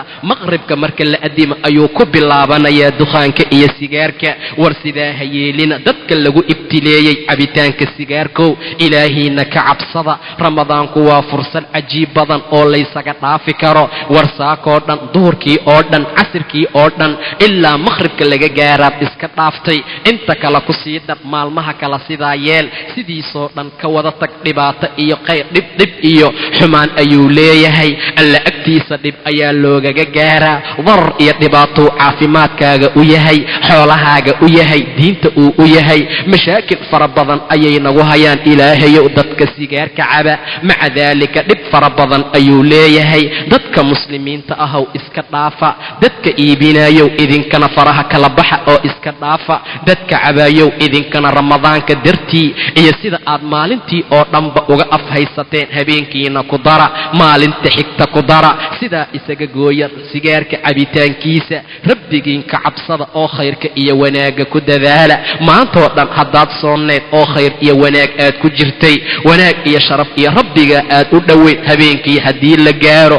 xumaantii waxyaabaha kale ha samaynin soonka maantoo dhan aad soonayd habeenkii xifdi islaam ayaa maka deganaan jirtaa la yidhi oo doqon ah maca daalika maantoo dhan sooh ayay samaynaysaa wax ayay falkinaysaa habeenkiina way furfuraysaa ilaahay ayaa yidhi walaa takuunuu kallatii ha ahaanina islaantii doqonta ahayd oo kale oo furfurtay sooheedii iyo qasdiqeedii mar allaala markay adkaysay ka bacdi min bacdi quwatin ankaafa gobol u dhigtay maantoo dhan haddaan soonayn oo aan wax samaynaynay camal fiican iyo khayr aan ku dadaalaynay xumayno oon dayacno xaaladaha noocaasa waa waxaan la ogolayn waa waxaan loogugu talagelin ee walaalayaal dadaala ramadaankana ka dhiga mid la wanaajiyo oo khayrkiisa iyo wanaagiisa lagu socdo haddaba dadka gobolka mida xumaanta iyo waxyaabaha kale kama tagaan walaalayaal khayrka iyo wanaagga sameeya dadka lagu ibtileeyey cabitaanka sigaarka iyo cunitaanka qaadkow rabbigiin u soo rujuuca xoolaha ha ku cayaarina mubadiriin ha noqonina ina almubadiriina kaanuu ikhwaana ashayaatiin shayaadiinta ayay walaala u yihiin wa kaana ashaytaanu lirabbihi kafuura shaytaankuna rabbigiis ayuu ku kufriyey war shaytaanka ha adeecina nebi ibraahim ayaa aabbihiis la hadlay oo yidhi yaa abati laa tacbud ashaytaan ina ashaytaana kaana lilraxmaani casiya shaytaanka allaha raxmaankuu ku caasiyey rabbigaa adeec oo shaytaanka warkiisa ha yeelin shaytaanka oo warkiisa la yeelaa cadaab iyo dhibaataa lagu mutaystaa inaad soonto ayuusan rabin haddaad soontana inaad xumaan fiiriso ama aad gasho ayuu rabaa haddii xumaanta aad iska ilaaliso soonkaaga inuu haleeyo uu fasahaadiyuu jecel yahay mar walba dadka muslimiinta ah dadaalaano dadka xaaladoodu ay sidaa tahay arrimooyinkaana lagu ibtileeyey waa inay aad iyo aad u dadaalaan ramadaanku waa bil laysaga dhaafi kara duqaanka iyo sigaarkii waxyaabaha la midka ah waa bil fursad ah oo ilaah subxaana wa tacaala agtiisa khayr iyo wanaag loogaga helo wixii rabbi laga baryaa la helaa dadka gobolka mida xumaanta ayay sameeyaan maantoo dhan waa afreebneed maca daalika markuu timir cuno ama biyo uu cabo ayuu qayilaa oo xumaan uu sameeya oo sigaarka agtiisa uu soo dhigtaa sidaa ha yeelina oo ilaahiina ka cabsada waa inaad khayrka iyo wanaagga ku dadaashaan cuna min tayibaati maa rasaqnaakum waxaan idinku arsuqnay shayga tiibkaa ayuu yidhi ilaahay waxaad cuntaan waxaan arlada idinkaga soo bixinay kan ugu qiimaha iyo wanaagga badan tayibaadka ku dadaala khabaa'ifka iyo qurunka ka taga sigaarku waa khabiid qurun ah qaadku waa la mid waxaasoo dhan waxay ka mid yihiin waxyaabaha alla agtiisa dhibka iyo cadaabka looguga mutaysto qofku mar allaala markuu arrimooyinkaas soo iibsanayo waxaa suuragala ilmihiisu inay ka baahan yihiin waxaa suuragala jaarkiisii dariskiisa inuu ka baahan yahay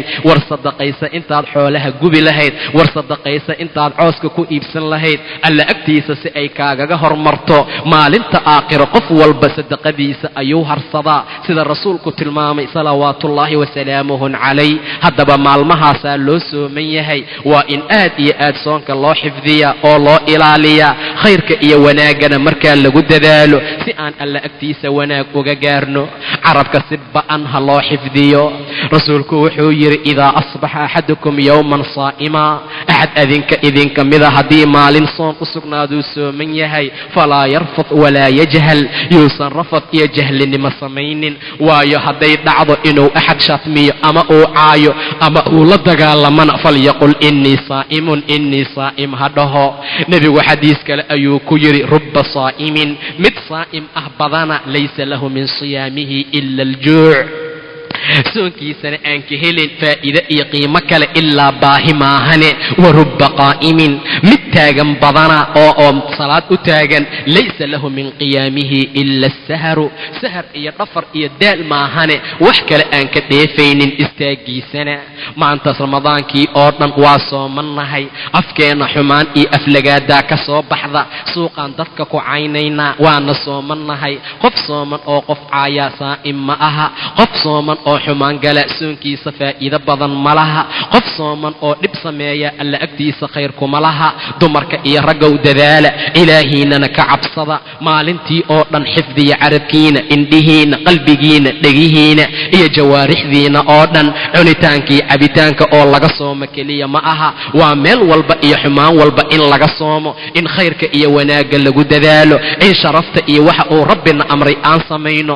sidaa waa inaan samayno oon alla ka cabsana, khayrkana ku dadaalno. maalintii oo dhan waa soomannahay, haddana xumaan ayaan ku jirnaa, dadkaan caynaynaa, dhibaato ayaan samaynaynaa. saas ma aha. soonku aadaab ayuu leeyahay, akhlaaq ayuu leeyahay, dadka ayuu wanaajiyaa, dadka ayuu qiimeeyaa, dadka ayuu tahiraa, naarta ayuu gaashaankaaga noqdaa, macaasida ayuu kaa gaashaamiyaa. war haddaad soomantahood qof la dagaasho maxaa faa'iide heshay? war haddaad soomantahood qof aflagaadaysa ka waran? war haddaad saa'im tahay oodan salaada dukanin ka waran? haddaad saa'im tahay ood jiif uga baxda ka waran? haddaad saa'im tahay oo turub ciyaar aad gasho ka waran? maanta dadku turubyo fara badan ayay soo iibsadeen, waa la sii diyaarsadoo armaajooyinka iyo miisaskaa la soo saaray. turubku aad ayuu u gadmaa soonka. waxaad u malaysaa in la yidhi waa bishii turubka. war bishii turubka ma ahe, waa bishii tasbiixda. bishii طacaamka iyo raashinka ma ahe, waa bishii cibaadada. bishii xumaanta la geli lahaa ma ahe, waa bishii wanaagga la samayn lahaa. intaa waa inay dadka muslimiinta ku dadaalaan alla agtiisa si ay khayr iyo wanaag badan uga helaan, si ay alla agtiisa sharaf ugu mutaystaan. xaaladaa ayay ku gaari karaan khayr adduun iyo mid aakhiro. gabdhaha muslimaadka ahow dadaala idinkana, waa inaad soontaan ramadaanka sidii loogu talagalay. haddii dhiig caade iyo dhiig nifaas iyo umuli ay jirta ha soomina, waad iska cunaysaan, gadaal damba ka soo qalleeya. haddaad wax nuujinaysaan ama xamli iyo uur uu jiro ood ku dhibtoonaysaan inaad ku soontaan, waad afuri kartaan. naagta xaamilada ah hadday kari karta inay soonto way soomi kartaa. murdicada iyo naagta wax nuujinaysa hadday kari karta inay soonto way ku soomi kartaa. hadday ku dhibtoodaan ayay dhaheen culimmada gobol waa la kala qaadaa. hadday canuga u cabsadaan oo aysan naftooda u cabsanin oo sidaa ay ku afuraan way soo qallaynayaan, kafaara gudna waa laga rabaa. haddii laakiin naftooda ay keliya u cabsadaan, markaa qalla ayaa laga rabaa. marka waa inay dumarka arrintaa ogaadaan kuna socdaan waxyaabaha ilaahay amray subxaana wa tacaala. habkaasuu ilaahay ugu talagalay haddii dhibaato iyo mashaakil uu u imaanayo oo ay uga cabsanayaan in allaala inta xamliga iyo ridaaca ay ku jiraan inay ku soomaan kuna dhibtoonayaan, markaa way iska afurayaan sida ilaah tilmaamay subxaana wa tacaala.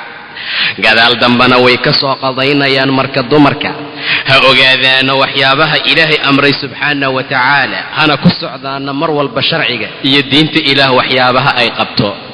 maca sida ay maanta ku socdaan oo kale inay ku socdaan, balse waa inay acmaalaha wax ka bartaan. soonka waa inay ogaadaan umuuraha waajibka ku ah dhammaantood, waa inay tacliim iyo basiiro weyn u leeyihiin. taa waa shay ku waajiba dumarka inay sameeyaan. naag ayaa nebiga u timid, markaasay tiri rasuulka ilaahayow, raggaa naga kaa qaalib noqday oo mar walba agtaada ayay fadhiyaan, afkaagay si toos uga qaataan cilmiga iyo diinka, ee noo sameey maalin annaga khaas noo ah. maalintaasoo axad kale aan na soo dhexgelaynin noo sameey rasuulka ilaahayow, oo aadna barta wixii ilaahay ku baray. waxay su'aalanayaan fiiri dumarka qiimaha iyo wanaagga leh, waxay weydiisanayaan cilmiga barashadiisa. rasuulkii allow noo sameey ayay tiri maalin khaas noo ah oo aan si toosa noogu barto wixii ilaah ku baray subxaana wa tacaala.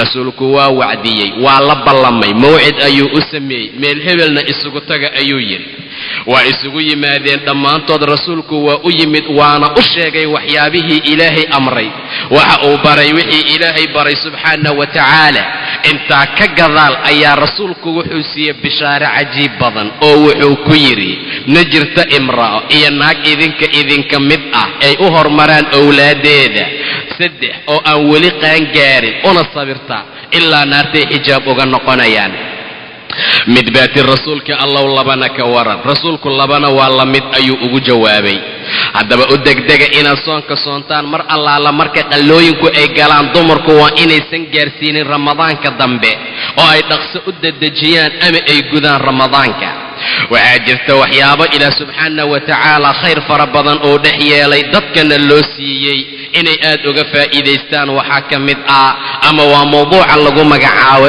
sita shawaal bisha lixda ramadaan soonkeeda liannahu rasuulku wuxuu yidhi man saama ramadaan qofkii ramadaanka sooma intaa ka gadaal raacsiiya lix shawaalka ka mid ah faka'annama saama dahr waxa uu la mid yahay nin hal sano soomay oo kale hal sano soonkeeda ayuu u qalmaa ninkii soddonka ramadaanka buuxiya oo dhammaystira ramadaanka soddonkeeda intaa ka gadaal sooma haddana lix shawaalka ka mid ah waxa uu la mid yahay nin daharka iyo sanadka oo dhan soomay mar allaala marka ramadaanka aan soonno oo soddonka noo dhammaado oo sidii loogu talagalay aan u soonno oo qiyaamkii iyo wixii loogu talagalay oo ka cibaadaysi aan wada samayno maalinta ciidda maalinta ku xigta waa inay dadku markaa soomaan ciidda soonkeeda ayaa mamnuuca labada maalmood oo ciidda waa ciidul adxaa iyo ciidul fidri in la soomo waa xaaraam lama ogola labadaa maalin soonkooda mana gunidsi maayo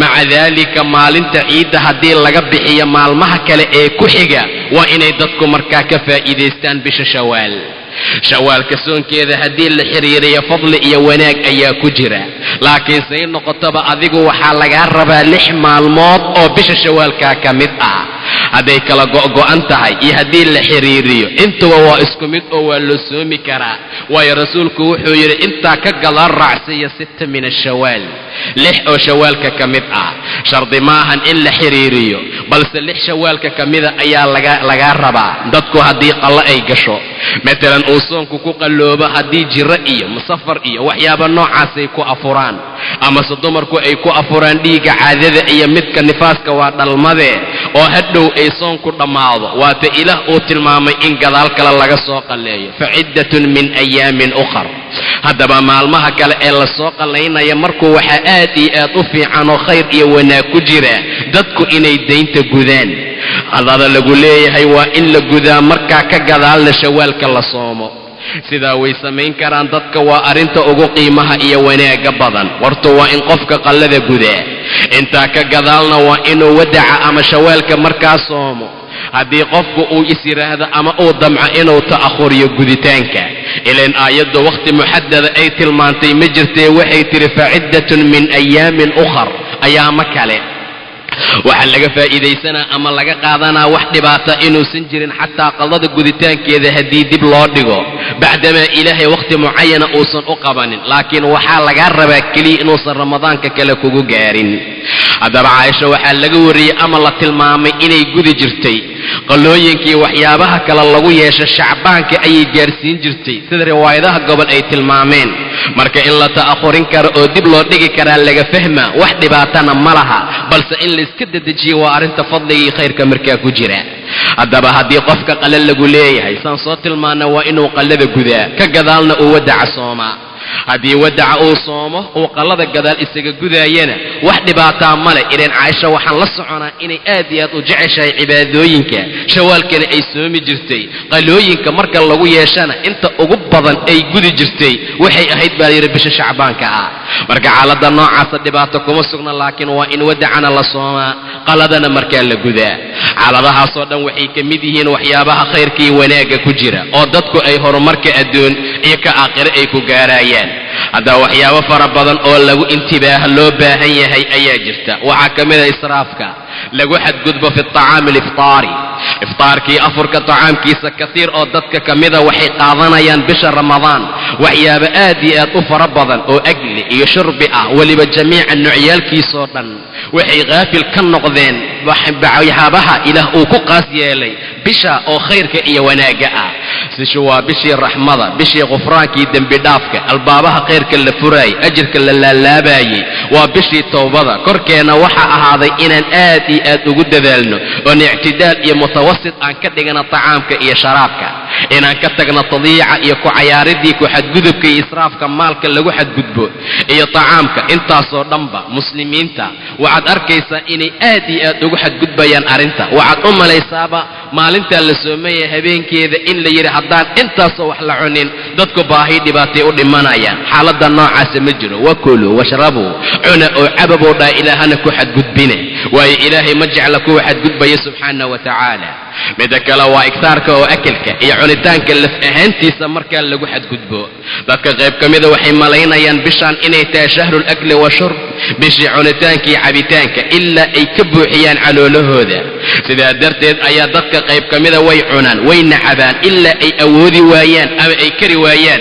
inay u sujuudaan salaadaha qaasatan taraawiixda iyo salaada cishaha iyo waxyaabaha la midka ah waa darnaanta maa udkhila fii jawfihi waxa uu geliyey joofkiisa darnaanteeda iyo intay la eg tahay maca daalika ayaa mararka gobol ka mida xataa uusan kari karin inuu u kaco salaadaha cibaadooyinka taraawiixda tahajudkii waxyaabaha la midka ah marka korkeenna waxaa ahaaday ictidaal inaan dhexdhexaad ka dhigna akalkii sharbiga labadaba waa inaan xusuusanaa xadiiskii nebiga ma buuxiyo ibni aadamka weel uga shar badan calooshiisa buu yidhi nebiga waxaa ugu filan ibni aadamka ukulaad iyo qaadasho uu ku istaajiya dhabarkiisa haddii lagama maarmaan ay noqoto laa maxaala inuu si fiican wax u cuno waa inuu thuluth u qaybiyaa thuluthna tacaamkiisa thuluthka kale sharaabka thuluthka saddexaadna neefta ama linafsihi buu dhahay neefsashada oo markaa u neefsanaya inuu markaa u reebo xaaladahaas aad iyo aad bay u qiimo badan yihiin dumarka waxay aad iyo aad ugu wareegaan waa waxyaabaha aan u baahannahay inaan isku intibaahino isku baraarujino waa dumarka u bixitaankooda suuqyaalkay u baxaan in badan oo dumarka ka mida waxay badiyaan khuruuj ay u baxaan aswaaqdii suuqyaalka qaasatan tobanka ugu dambeeyay loogu rajo badan yahay in laga helo laylatulqadri ilaa aad aragto amase ay noqotaba mar allaala marka bisha ay dhammaan rabto tasaaxul iyo ciriiri badan shawaaricda inay markaa tahay qaasatan suuqyaalka dumarkuna waxay yihiin fitnada ugu daran maca daalika rasuulku wuxuu yidhi maa taraktu bacdii ugama tegin gadaalkay fitna ragga uga badan ama uga daran dumarka sida ayuu dhahay nebiga sala allahu calayhi wasalam adduunku wuu macaan yahay waana cagaaran yahay cagaarka iyo macaankana indhaha iyo carabkaa kala jecel ilaahayna khaliif ayuu idinkaga dhigay adduunka asagoo fiirinaya kayfa tacmaluuna bihi saad ugu camal qabanaysaan fattaquu addunya wattaquu nnisaa ka cabsada adduunka ayuu yidhi fitnadiisa dumarka fitnadoodana ka cabsada waayo fitnatii ugu horraysay ee ku dhacday reer bani israa'iil dumarkay uga timid waxay ka tageen xishoodkii waxay ka tageen cafaafnimadii dhowrsanaantii